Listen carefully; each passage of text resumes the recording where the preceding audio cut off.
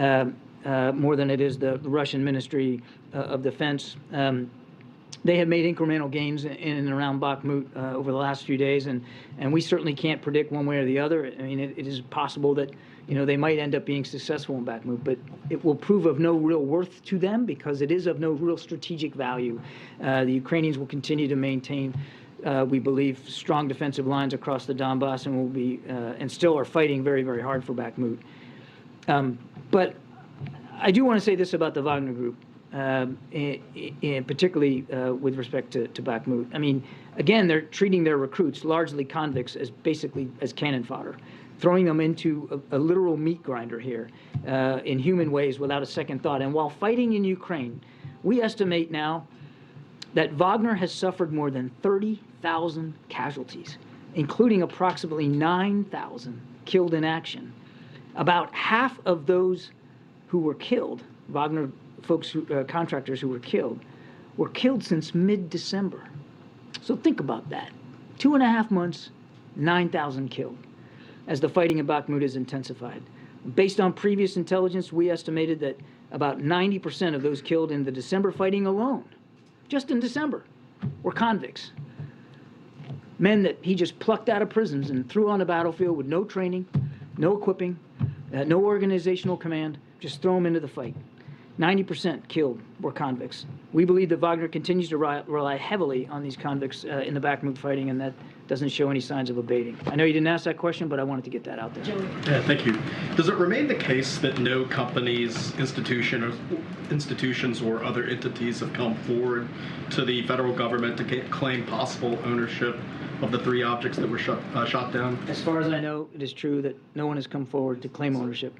Okay, and so that Illinois group, they've not come forward? I'm not aware of any formal process or official process on behalf of that group to come forward. We've seen the press reports. Yeah. Have you identified any possible entities that could be responsible for Not these? that I'm aware of, no. So you have no possible leads on where these objects might have come from? We don't, sir. And I think it'll be very difficult to make some sort of positive identification unless you can get to the debris, and even that could be a difficult process. On the debris, I mean, there's no way to identify it without looking at the I mean, unless an organization comes forward and knows definitively that it was their property, but I mean, even that might be difficult for that entity to know. Is the government going to try to reach out to this Illinois amateur? I know no outreach to that group. We don't have the debris. There's no way to positively identify it.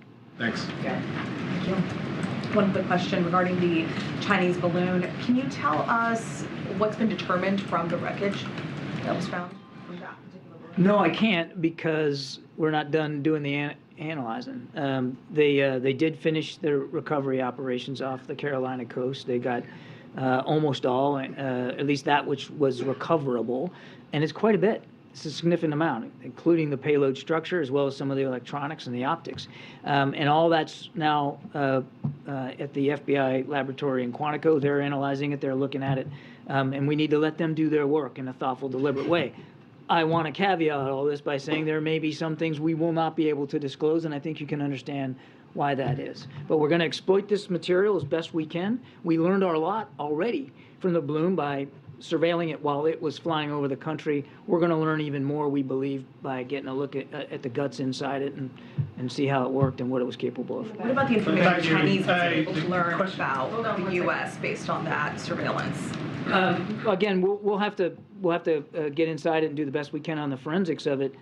That said, we do not believe that they were able to get anything additive to what already they were able to get through other sources, because we could predict its flight path along that jet stream over the continent.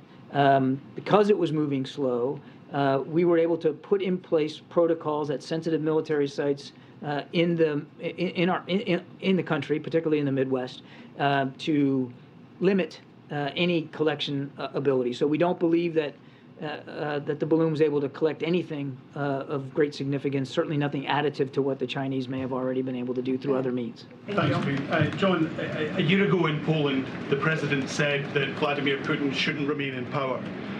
we were later told that this wasn't a call for regime change. Given that we're now 1 year on, the war has dragged on this time, is there any change in the US approach? Do you think removing Vladimir Putin from power in Moscow would help bring an end to this war? There's no change in our policy with respect to the Russian government. What could end the war is real simple. I mean, it ain't hard. All he's got to do is take his troops out of Ukraine. They don't belong there anyway. Pull them out. The war would be over. Thank you very much, Karine, and thank you, Admiral. Two questions about this whole series of military shoot-downs.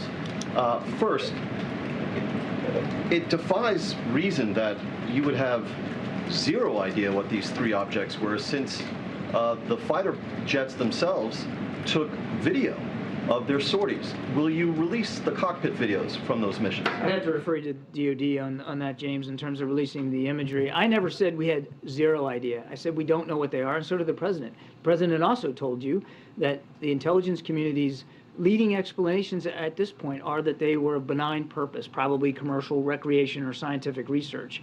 But we may not be able to go to 100% certainty on that unless or until we can get to the debris and analyze it. And as I said earlier, that task alone is going to be very difficult. And I can't predict with certainty that we're actually going to be able to get recover the debris. But we never said we had no idea. We can't prove definitively. The intelligence community has helped us try to do some analysis on this, and that's their leading explanation. So you have tried to portray this entire sequence of events as one in which the commander-in-chief demonstrated good judgment at the right time and did the right things. The president's critics obviously see it differently. And what they depict is a commander-in-chief who, according to the Washington Post reporting, was able to track this Chinese spy balloon from the inception of its mission off of Hainan Island all the way to U.S. airspace and across the country.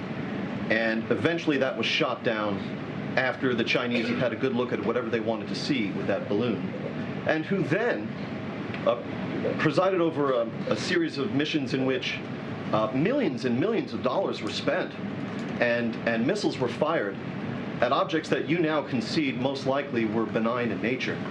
And that suggests a commander-in-chief who overreacted after allowing the Chinese spy balloon to do what it did, and then went trigger-happy on a bunch of kites and balloons that had no military threat to them. What do you say to that depiction of events? I've already reacted to that exact criticism in the first question of the briefing. I've already reacted to it. No Americans in the air were hurt. No Americans on the air in the ground were hurt. James, no significant surveillance achieved by the Chinese spy balloon.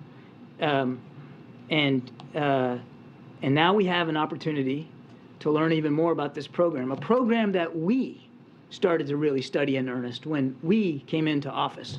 No apologies here. You make the best decisions you can with the information you have and at the recommendation of the leaders in the Defense Department who are going to have to execute on that mission. The President did exactly that. He put the safety and security of the American people first, and he will never apologize for that. Knowing everything you know now, knowing everything he knows now, would he take the exact same steps and shoot off these expensive missiles at these benign objects? We're going to put some more policy parameters in place, James, to govern the way we handle these going forward. You make the best decisions you can with the information you have at the recommendation of military leaders. I can't say it any more than that.